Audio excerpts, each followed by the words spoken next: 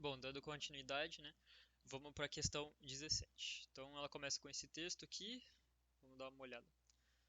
Para conter uma certa epidemia viral, uma vacina será aplicada a uma população.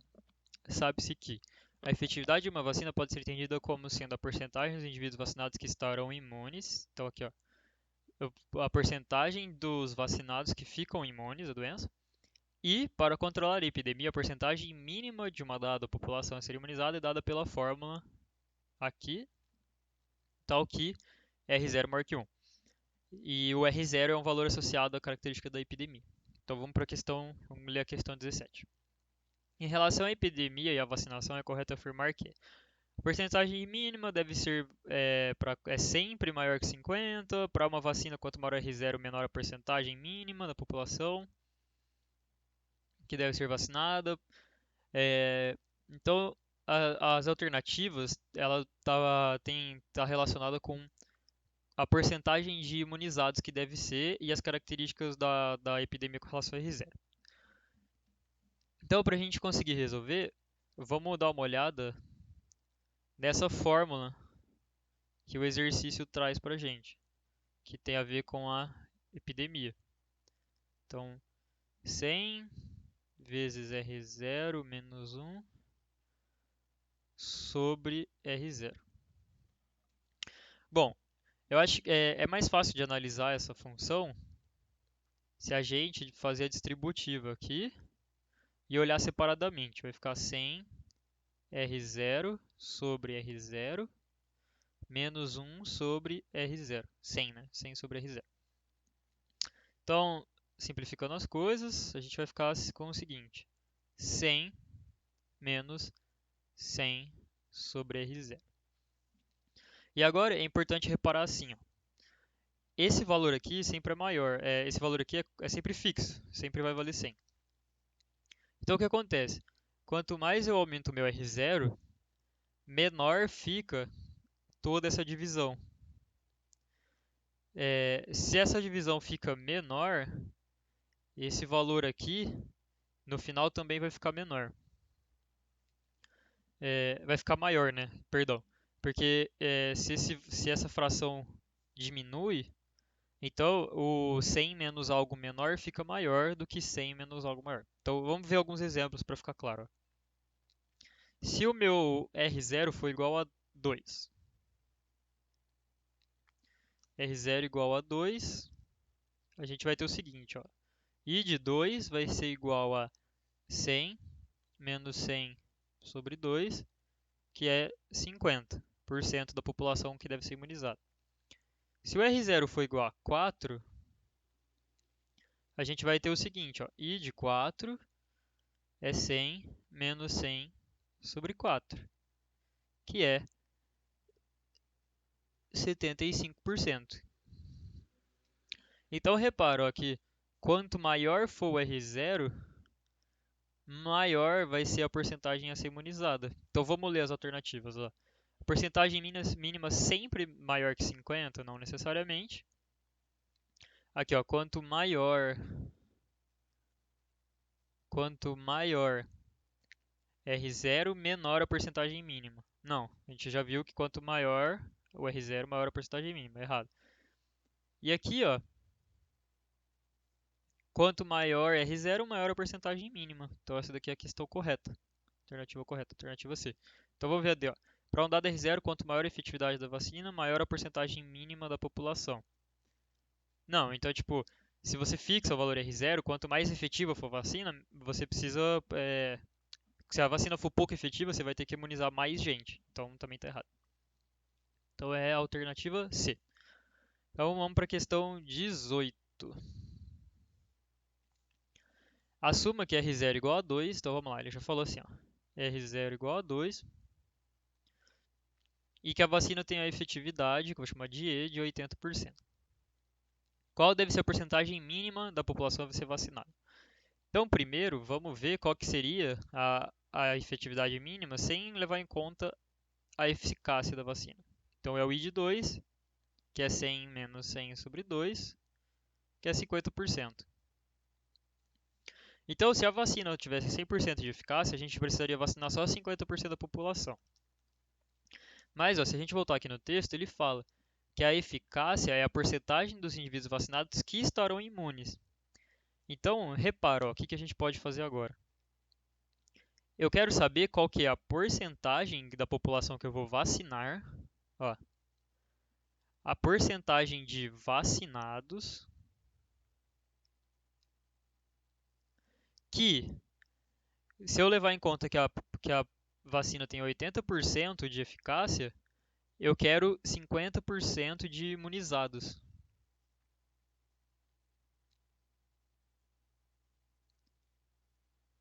Então, repara, ó, eu vou vacinar qual que porcentagem da população que eu vacino que, se eu tiver só 80% de eficácia, eu consigo imunizar 50% da população toda. Então, qual que é a porcentagem que eu preciso? Então, é só fazer a continha aqui, ó. A porcentagem que eu vou ter que vacinar vai ser 50 dividido por 80%, que dá 62,5% da população. Então, a letra B, certo? Vamos para a próxima questão. Vamos ler a questão. Um círculo está inscrito em um quadrilátero ABCD. Seja T o ponto de tangência do lado DA com o círculo, sabe-se que as medidas dos lados AB, BC e CD formam, nesta ordem, uma progressão aritmética crescente de números inteiros e que a medida do lado DA é 3. Considerando que a medida do segmento TA é um número inteiro, as medidas dos lados AB, BC e CD são. Então vamos colocar aqui no desenho, ó. Então aqui eu já desenhei um quadrilátero, que então não é um quadrado nem um retângulo, é um quadrilátero qualquer, geral, com uma circunferência inscrita. Então agora vamos dar nome para as coisas, ó. Então vou chamar aqui de ponto A, aqui de ponto B, C, D, que são os pontos do quadrilátero. Aqui, ó, aqui é o ponto de tangência T entre o AD, certo? Que ele fala aqui, ó, T é ponto de tangência do lado de A. E agora a gente vai dar nome para as coisas. Ó. Ele fala que o AD mede 3. E a gente precisa lembrar daquele teorema que se você tem duas retas tangenciando uma circunferência, esses dois lados aqui são iguais. Então como é que fica? Ó? Eu vou chamar de x aqui, y, y, z, z. E se aqui tudo mede 3 e aqui mede x, então aqui eu tenho 3 menos x. E aqui também eu vou ter 3 menos x. Certo? Aí agora tem o outro detalhe do problema, que ele fala assim pra gente, ó, que os lados AB, BC e CD formam uma PA. Então, pela definição da PA, a gente pode falar que esse lado aqui mede um certo valor A, esse lado aqui é o A menos a razão, e esse lado aqui é o A mais a razão da PA, certo? Então, aquela ideia de que o meio da PA é a média dos dois números, o número anterior e o posterior. Então vamos lá colocar aqui os dados.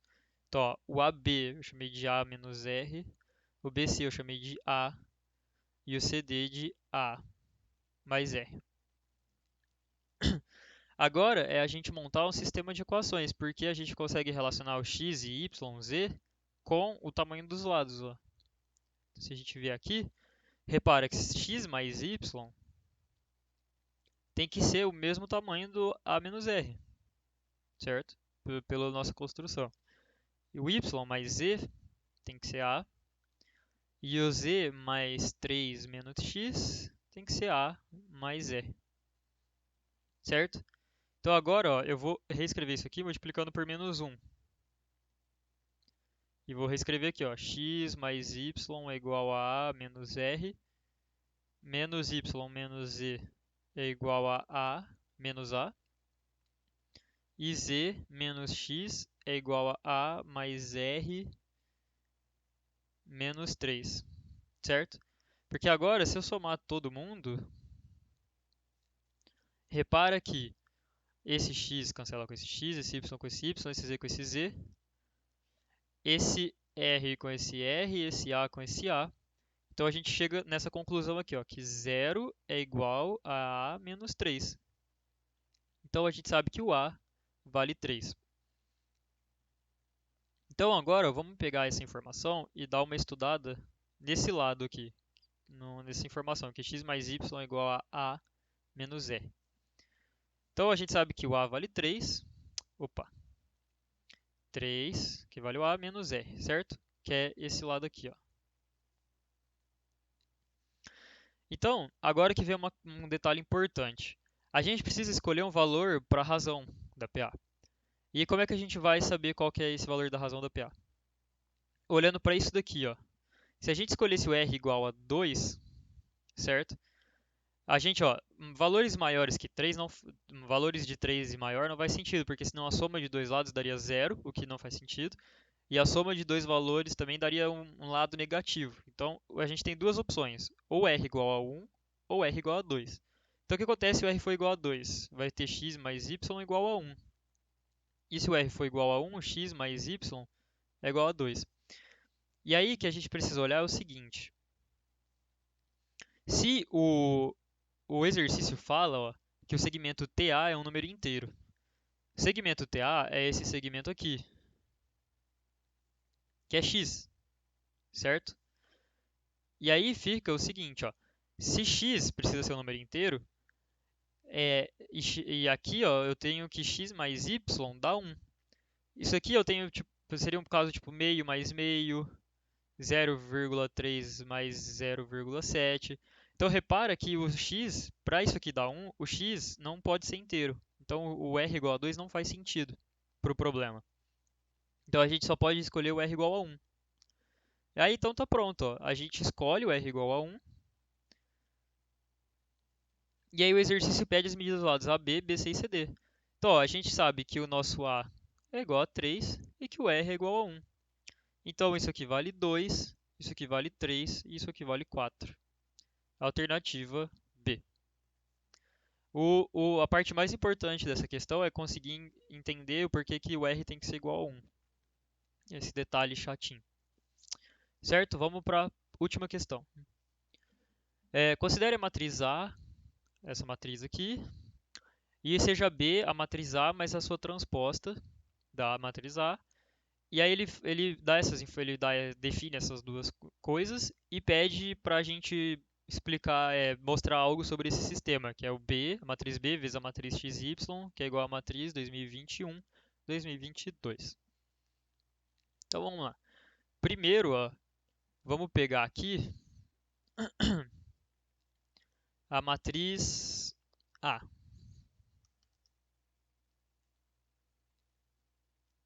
Matriz A matriz 1, K, 3, K quadrado. Qual que é a transposta? Então, para transformar a matriz, a primeira linha vai virar a primeira coluna. Então, aqui, ó, 1 e K. E a segunda linha vai ser a segunda coluna. Então, 3 e K quadrado. Certo? Então, agora a gente vai somar a matriz.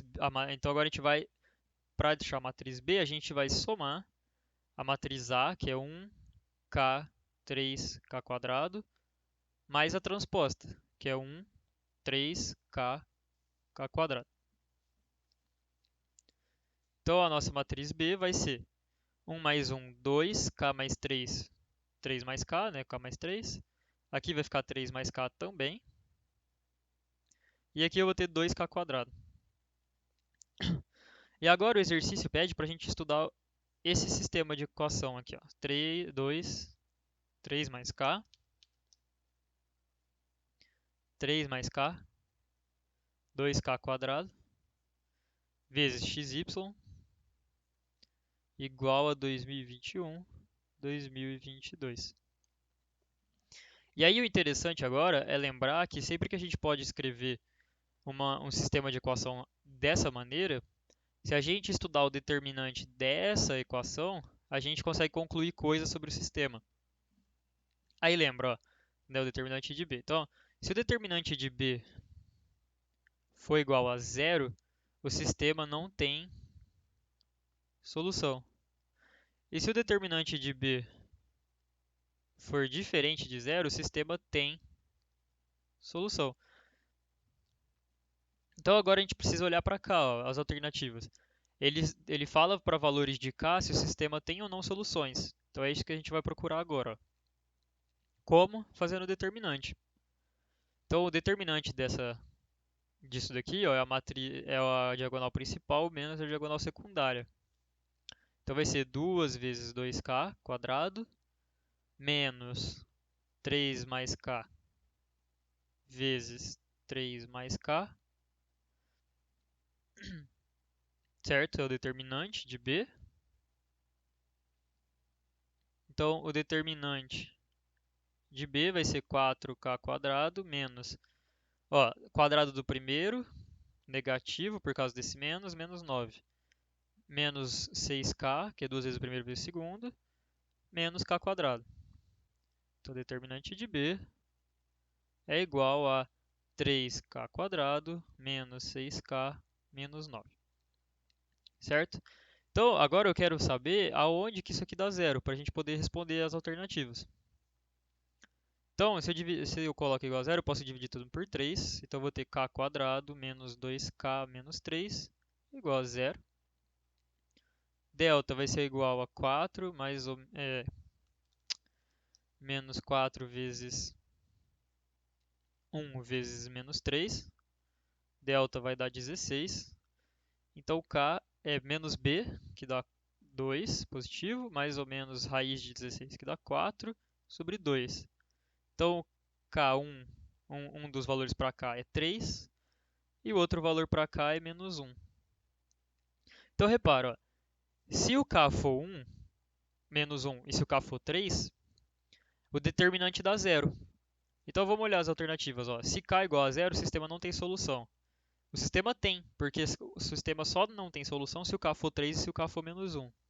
Então, está errado. O sistema tem infinitas soluções. Não, se o K for menos 1, não tem solução. Se o K for menos 1, o sistema não tem solução, alternativa correta. E se K for 3, o sistema tem infinitas. Não, se K for 3, também não tem solução. Então, é isso. Obrigado.